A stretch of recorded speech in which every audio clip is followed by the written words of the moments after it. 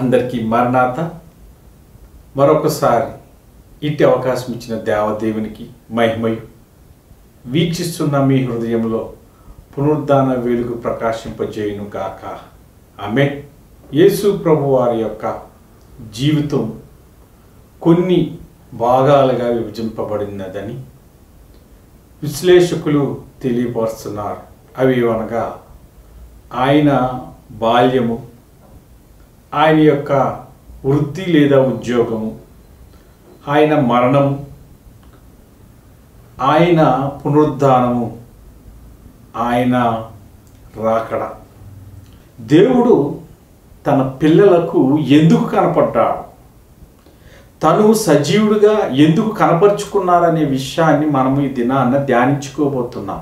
మన జీవితంలో లేదా ఆ దినాలలో ఉన్నటువంటి తన శిష్యులు కానీ, స్త్రీలు కానీ, లేదా అక్కడ ఉన్నటువంటి ప్రజలలో కమ్ముకున్నటువంటి చీకటిని తొలగించడానికి ఆయన పునరుద్ధానుడై బయలుదేరి వారి మధ్య సజీవుడిగా 40 దినములు మరి వారి మధ్య నివసించాడనే విషయం మనము గ్రహించాలి.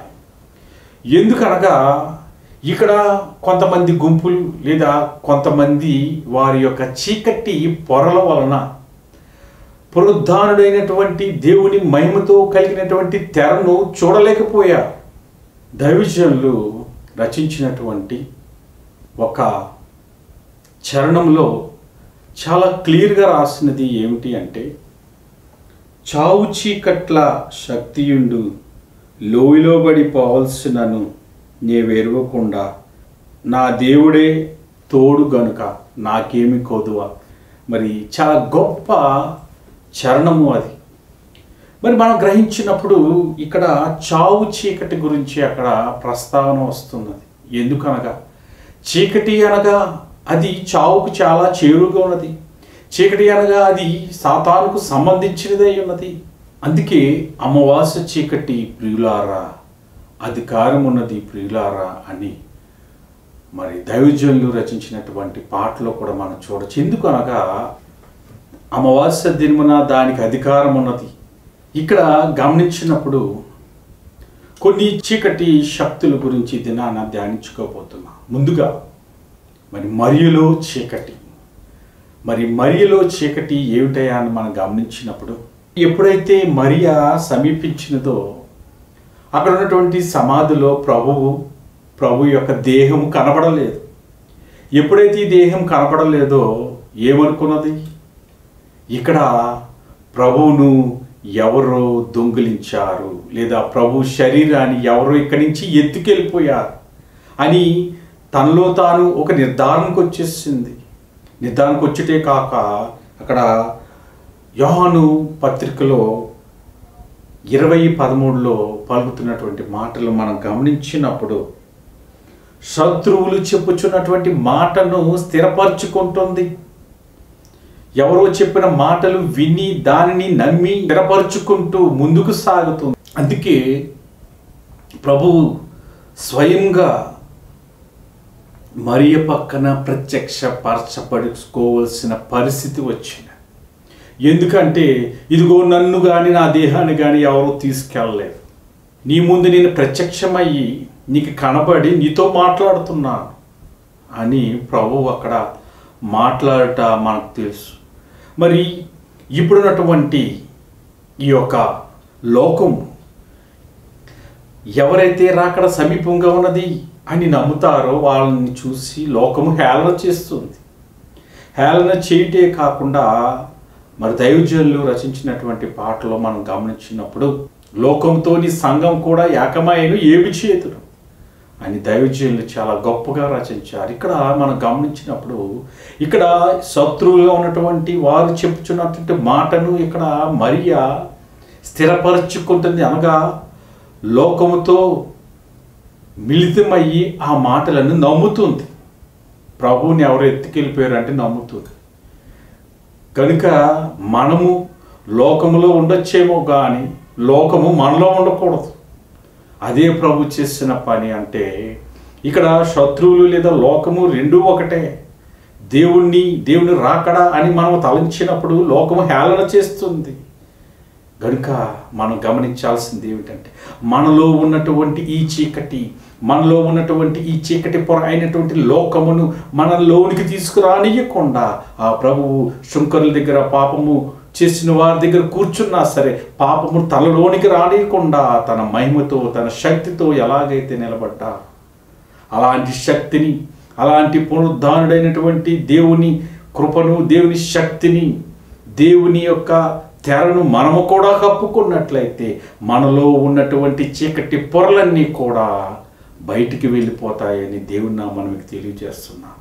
ఇక్కడ మరియ చేసిన పని లేదా మరియ ఆలోచించినటువంటి లేదా మరియలో ఉన్నటువంటి ఆ చీకటి పొరను మనలో రానియకుండా, మనలో అటువంటి లోకము రానియకుండా చూసుకోవాల్సిన బాధ్యత, చూసుకోవాల్సిన జాగ్రత్త మనలో ఎంతైనా ఉన్నదని మీకు తెలియజేస్తున్నాను. ఇక రెండవదిగా చూసినట్లయితే స్త్రీలు. మరి స్త్రీలు అక్కడికి మరి సమాధి దగ్గరికి వచ్చే ముందు వారు కూడా చేసిన పని ఏమిటంటే, లేదా వారిలో ఉన్నటువంటి చీకటి ఏమిటయ్యా అని గమనించినప్పుడు సజీవుడైనటువంటి ప్రభువుని అక్కడ వెతకడానికి వచ్చినటువంటి వారు ఎక్కడ వెతుకుతున్నారు? సజీవుడై లేచి వెళ్ళిపోయారు ఆయన. కానీ వీళ్ళు వెతుకుతున్నది ఎక్కడ? సమాధిలో, అనగా మృతుల వరుసలో ప్రభువుని వెతుకుట. పునరుద్ధానుడైనటువంటి ప్రభువుని ఈ స్త్రీలు ఎక్కడ వెతికారు? మృతుల వరుసలో. మనం గమనించినప్పుడు మన సంఘాల్లో, మన తోబుట్టుల్లో, మన రక్త సంబంధులలో, లేదా మన బంధువులలో, మన స్నేహితుల్లో కొంతమంది ఏదైనా చిన్న చిన్న శ్రమలు వచ్చినప్పుడు, చిన్న చిన్న కష్టాలు వచ్చినప్పుడు నిరాశకు గురైపోయి, ఆ నిరాశతోనే బ్రతుకుతూ, ఆ నిరాశలోనే జీవిస్తూ వారు పలికే మాటలు లేదా వారు చేసే క్రియలు ఎలా ఉంటాయి అంటే, వారికి ఇంతకుముందు దేవుడి ఎన్నో మహాకృపతో, దేవుని శక్తితో వారికి చేసినటువంటి సహాయాన్ని మర్చిపోయి, వారి వరుసే కాదు మనము కూడా అదే వరుసలో ఉంటూ ఉంటాం. కనుక నిరాశ అనే చీకటి, లేదా సజీవుడుగా ఆయనను వెతుకుటమా అని, సజీవుడైనటువంటి ఆయనను వెతుకుటమా అని మృతుల్లో వెతుకుతున్నామేమో గమనించాల్సిన పరిస్థితి ఎంతైనా ఉంది. కనుక కష్టాలు వచ్చినప్పుడు నిరాశలోకి వెళ్ళిపోకుండా, నా దేవుడు, నా తండ్రి పునరుద్ధానుడు, నా తండ్రి పునరుద్ధాన శక్తిమంతుడు, నా తండ్రి మరణమును జయించిన వాడు, ఈ శ్రమ ఆయనకు చాలా చిన్నది. కనుక నేను నా శ్రమలో నిరాశలోనికి వెళ్ళనీయకుండా నాలో ఉన్నటువంటి ఈ చీకటి తొలగించుకొని ఆయన పునరుద్ధాన శక్తితో నింపబడినటువంటి ఆయన మహిమ పొరను ధరించుకోవడానికి సిద్ధపడుతున్నానని, సిద్ధపడవలసిందిగా మీ అందరినీ కోరుచున్నా. మరి అక్కడ స్త్రీలు చూసినటువంటి ప్రభువును వెతుకుటకు వచ్చినటువంటి వారికి అక్కడ సూచనగా ఒక మంచి ఉదాహరణ మనం గమనించవచ్చు. ఏమిటంటే, ప్రభువును అక్కడ ఇద్దరు మనుషులను పంపించినట్టు మనం చూడొచ్చు. ఏమిటంటే, లూకాసు సువార్త 24వ అధ్యాయము 5వ వచనంలో మనం గమనించినప్పుడు ఒక ఇద్దరు మనుషులు అక్కడ కూర్చుని ఉండుట మరి మనకు తెలుస్తుంది. అంటే ఆ ఇద్దరు లేదా ప్రభు ముందుగానే అక్కడికి పరిశుద్ధులను, ఒక ఇద్దరు పరిశుద్ధులను అక్కడికి పంపించిన విషయం. వారు చెప్పుచున్న మాట ఏమిటంటే, ప్రభువు లేచి ఎక్కడికి వెళ్ళారు? గలిలయకి వెళ్ళారని స్త్రీలతో పలుకుతున్న మాటను మనము చాలా క్షుణ్ణంగా గమనించినట్లయితే, ఇరువురు ఎలాంటి వారంటే పరిశుద్ధులై ఉన్నారు. మరి మనము ఇక్కడ ప్రభువారు సజీవుడిగా ఉన్నప్పుడు, తన శిష్యులతో ఉన్నప్పుడు మరి కొండ మీదకు వచ్చి అక్కడ మాట్లాడిన వ్యక్తులు ఇద్దరు. ఎవరు వారు? మోషే, అలాగనే ఏలియా గారు. వారు మరి సజీవుడుగానే వారి యొక్క శరీరం ఎవరికి కనపడలేదు. మోషే గారు, అలాగనే ఏలియా గారు అయితే తనకున్నటువంటి శరీరంతోనే పైకి మరి ఆరోహణమైన విషయం మనందరికీ తెలిసినదే. ఇక్కడ కూడా పరిశుద్ధులుగా ఉన్నటువంటి వ్యక్తులు ఇద్దరు. అలాగనే ప్రభు యొక్క శరీరం మనం చూస్తున్నట్లయితే అక్కడ కనబడలేదు. అంటే మహిమ శరీరాన్ని ధరించి ఉన్నారు. అనగా ముందుగానే పాత నిబంధన గ్రంథంలోని మహిమ శరీరాన్ని ఎలా ధరించుకోవాలో, మహిమ శరీరంతో ఉంటే ఎలాంటి క్రియలు చేయగలరు అని మోషే ద్వారా, అలాగనే ఏలియా ద్వారా చెప్పబడిన విషయము మనము కూడా గ్రహించి తీరా. కనుక ఇక్కడ మరి ముందుగానే ఎందుకు గలిలయకి వెళ్ళారనే విషయాన్ని తర్వాత మనము తెలుసుకుందాం. గనుక ఇక్కడ స్త్రీలు చేసినటువంటి ఆ క్రియలను మనం గమనించినప్పుడు మనలో అలాంటి నిరాశ, నిస్పృహలతో కూడినటువంటి చీకట్లు ఏదున్నా సరే తీసివేసి దేవుడును సజీవుడై ఉన్నాడని, దేవుడు మహిమ కలిగిన వాడై ఉన్నాడని మనము గ్రహించాలని దేవుని నామమున తెలియజేస్తున్నాం. ఇక మూడవదిగా చూస్తున్నట్లయితే శిష్యులలో ఉన్నటువంటి చీకటి. లూకాసు సువార్త 24వ అధ్యాయం 11వ వచనం మనం గమనించినప్పుడు శిష్యులు చేసినటువంటి పని అపహసించుట. ఇక్కడ స్త్రీలు అయినటువంటి వారు వీరికి ఎదురై వచ్చి శిష్యులతో, ఇదిగో దేవుడు ఇక్కడ లేడు, దేవుడు ముందుగానే లేచి గలిలయ పట్టణానికి వెళ్ళారనే విషయము, అక్కడ ఉన్నటువంటి ఇద్దరు మనుష్యులు మాతో పలికిన మాట వీరితో మరి సంభాషించినప్పుడు నిజంగా గమనించాల్సింది ఏమిటంటే, శిష్యులు ఎక్కువగా ప్రభువుతో ఉన్నారా లేదా స్త్రీలు ఎక్కువగా ప్రభువుతో ఉన్నారా? ఎక్కువగా ఉన్నది శిష్యులు. మరి శిష్యులకు అన్ని విషయాలు తెలుసు, కానీ ఇక్కడ నమ్మవలసింది లేదా వారు వీరికంటే ముందుగా అనేకులకు చెప్పవలసినది. కానీ ఇక్కడ జరుగుతున్నది ఏమిటి అయ్యా అంటే, స్త్రీలు చెప్పిన మాటలను శిష్యులు ఇక్కడ అపహసిస్తున్నారు. వారి మాటలు నమ్ముటలేదు. వీరిలో ఉన్నటువంటి ఈ యొక్క చీకటి మహాభయంకరమైనది. మనం గమనిస్తే ఈ దినాలలో దేవుని నమ్ముకున్నటువంటి మనము కూడా దేవుని భక్తులు చెప్పే బోధలన్నిటినీ లేదా కొన్ని బోధలను విన్నట్టుగా లేదా వింటూ దాన్ని వక్రీకరిస్తూ దాన్ని అపహాసం చేసే వ్యక్తుల వరుసలో మనం ఉంటున్నామేమో మనం ఒకసారి గమనించా. ఎందుకనగా ఆ దినాన శిష్యులు చేసిన పని దినాన మనం చేయకూడదు. ఆ దినాన శిష్యులు ఉన్నటువంటి అపహాసము లేదా అపహసించుట అని చీకటి ఉండుట వలన దేవుణ్ణి చూడలేని పరిస్థితి అయిపోతుంది. దేవుని యొక్క మాటలు గ్రహించలేని పరిస్థితుల్లోకి వారు వెళ్ళిపోతున్నారు. కనుక అందుకని దేవుడు వీరితో కనబడి మాట్లాడవలసిన పరిస్థితి వచ్చిందని మనం గ్రహించి తీరా. ఇక 4వ చీకటి ఎమ్మాయిల శిష్యులు. అసలు ఈ అమ్మాయిలు ఎవరు? ఎమ్మాయి గ్రామస్తుల్లో ఉన్నటువంటి వ్యక్తులు. వీరిలో ఉన్నటువంటి చీకటి ఏమిటో మనం గమనించినప్పుడు లూకాసు వార్త 24వ అధ్యాయము 25వ వచనంలో మనం గమనించినప్పుడు ఈ అమ్మాయి శిష్యులు వారిలో ఉన్నటువంటి చీకటి ఏమిటంటే, ప్రబోధాలను లేదా ప్రవచనాలను ప్రవక్తలను వీరు నమ్మే స్టేజ్లో లేరు. గనుక ముందు ఏమైతే ప్రవచించారో వారిని వీరు నమ్మలేని పరిస్థితిలో ఉన్నారు. ప్రభు లేస్తారన్న విషయాన్ని వీరు గ్రహించలేని పరిస్థితులు ఉన్నారు. కనుకనే ప్రభు ఇక్కడ వీరితో పాటు నడుస్తూ ముందుగానే గలీలోనికి వెళ్ళారు. ఇక్కడ చాలా దేవుని యొక్క ప్రణాళికను మనం గమనించినప్పుడు అక్కడ వారిరువురు మనుష్యులు స్త్రీలతో చెప్పిన మాట, ప్రభు లేచి ముందుగానే ఎక్కడికి వెళ్ళారు? గలీలయకు వెళ్తున్నారు. గలీలయలకు వెళ్తున్నారు అంటే అక్కడ ఈ అమ్మాయి గలీలయలో ఒక భాగం.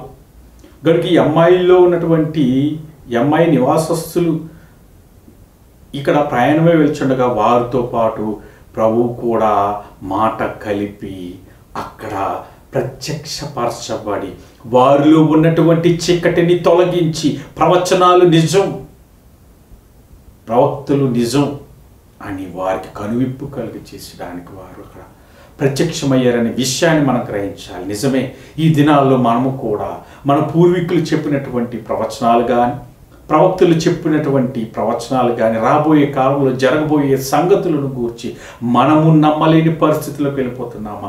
మనలో అలాంటి చీకటి కమ్ముకుంటుందా? అలాంటి పొరలతో మనము బ్రతుకుతున్నామనే విషయాన్ని మనం గమనించకపోతే దేవుడు పునరుద్ధాన తెర మన మీదకు రాదు. కనుక ఇక్కడ దేవుడు ఎవరి దగ్గరైతే చీకటి ఉన్నదో ఆ చీకటిని తొలగించడానికి వారితో కలిసి నడుస్తూ వారిని ముందుకు తీసుకెళ్తున్నాడు. ఇక ఆ చీకటి ఎవరిలో ఉన్నదని గమనించినప్పుడు తోమా భక్తుడు లేదా తోమా శిష్యుడు ఎంత అవిశ్వాసంలోకి వెళ్ళిపోయాడంటే, ఎప్పుడైతే ప్రభు లేరు లేదా ప్రభు చనిపోయారు లేదా ప్రభుని సమాధి చేసేసారు, ఇక ప్రభు మనకు కనబడడు అని చాలామంది బాధలోకి వెళ్ళిపోయారు. కానీ ఈ తోమా బాధలోనే కాదు, అవిశ్వాసంలోకి వెళ్ళిపోయాడు. సంఘ కార్యాలకి అటెండ్ అవ్వట్లేదు, శిష్యులతో కలవటలేదు. ఎందుకు అనగా ఇక ప్రభువు లేడు కనుక ఏమి లేదు, మనకి ఎలాంటి దారి లేదు అని ఒక అవిశ్వాసంలోకి వచ్చేసా. మరి అవిశ్వాసంలోకి వచ్చితే కాదు, ఎలాగైపోయాడంటే చివరికి ప్రభువు తన ముందు ప్రత్యక్షమైనా సరే నేను నీ గాయాల్లో వేలు పెడితేనే కానీ నేను నమ్మను అన్నారు. నిజమే, ఈ దినాల్లో కూడా మనములో కూడా ఇలాంటి చీకటి అంటే అవిశ్వాసం అనే చీకటితో నింపబడిపోయి బ్రతుకుతున్నామేమో అని ఒకసారి మనం గమనించాల్సి. ఎందుకనగా నిజంగా ప్రభు ఇంతకుముందు చేసినటువంటి కార్యాలు అన్నీ తెలుసు శిష్యుడిగా ఉన్నటువంటి ఈయనకు. మరి ఎదురుగా ప్రత్యక్షమయ్యి తోమా నేనే నీ గురువుని అని పలికినా సరే నమ్మలేని పరిస్థితి. అందుకని ప్రభు అక్కడ పలుకుతున్నటువంటి ఒక మాట గమనించినప్పుడు అవిశ్వాసము ద్వారా మోక్ష రాజ్యంలోనికి వెళ్ళలేరు ఎవరైనా సరే. కానీ ఇక్కడ అవిశ్వాసము పోవాలి అంటే ప్రభువు అక్కడ ఉన్నటువంటి ఆ చీకటిని తొలగించాలి, తోమాలో ఉన్నటువంటి చీకటిని తొలగించాలి. కనుక ప్రత్యక్షమయ్యి, ఓ తోమా, ఇదిగో ఈ గాయములను నీవు నీ యొక్క వేలు పెట్టి అనుభవించు, ఆ గాయములను చూడు అని ప్రభు తన 2 స్వహస్తాలను ముందుకు పెట్టినప్పుడు, తన వేళ్లతో గాయములు కెలికినప్పుడు, దాని ద్వారా ఎందుకు ఈ పని చేశారంటే ప్రభు ఇదిగో గాయాలను చూపించవచ్చు, ఇదిగో నేనే అని మరొకసారి చెప్పి నమ్మించవచ్చు. కానీ అలా చేయలేదు. ఎప్పుడైతే స్వయంగా ప్రభు యొక్క గాయాలలో తన వేలును పెట్టాడో పరిపూర్ణమైనటువంటి విశ్వాసము తోమాకు కలిగిందని మనం గ్రహించాలి.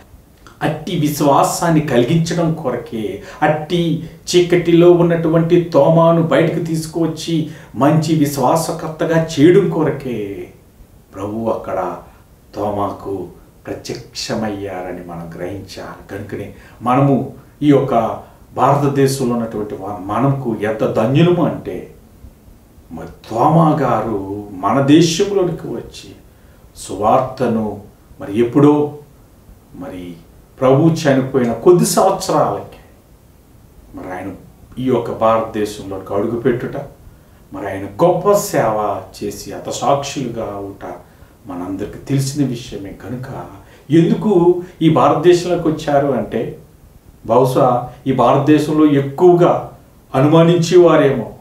అనుమానించేవారు ఉన్నారేమో ఇప్పటికీ కూడా. మనం కూడా చూడండి, అనుమానాలు ఎక్కువ. కనుకనే తోమా గారిని ప్రభువు ముందుగానే గ్రహించి పంపించారేమో.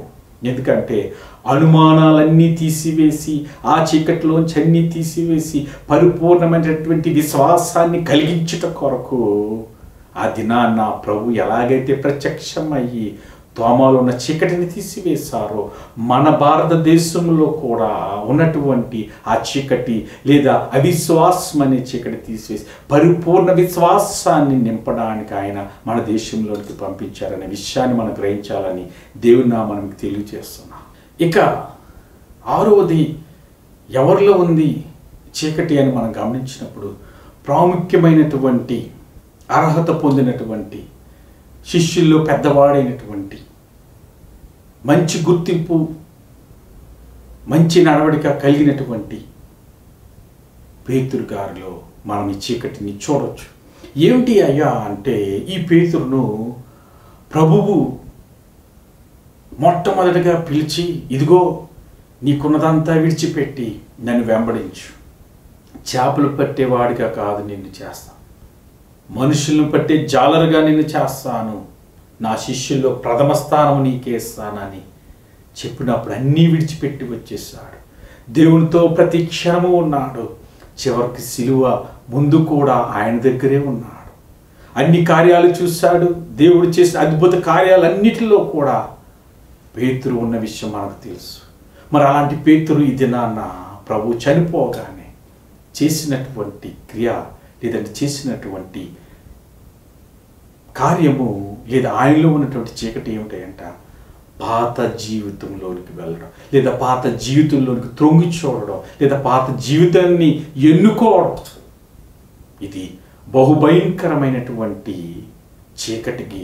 అలాగనే చాలా చాలా ప్రభు శ్రమపడిన లేదా కష్టపడిన లేదా కొరడాలు దెబ్బల కన్నా ఈ యొక్క పేతురు చేసినటువంటి గాయము బహు గొప్పదైనటువంటి గాయంగా మనం గ్రహించాలి. ఎందుకంటే ప్రభువు తన శిష్యులతో అన్ని విషయాలను పంచుకున్నారు. అన్నీ తెలిసినటువంటి ఈ శిష్యుడిగా ఉన్నటువంటి ప్రధాన శిష్యుడిగా ఉన్నటువంటి పేతురు ప్రభువుని విడిచిపెట్టుట లేదా ప్రభువు నిర్దేశించినటువంటి ఆ యొక్క మార్గంలో నుంచి తప్పుకొని పాత జీవితంలోనికి తొంగి చూచుట.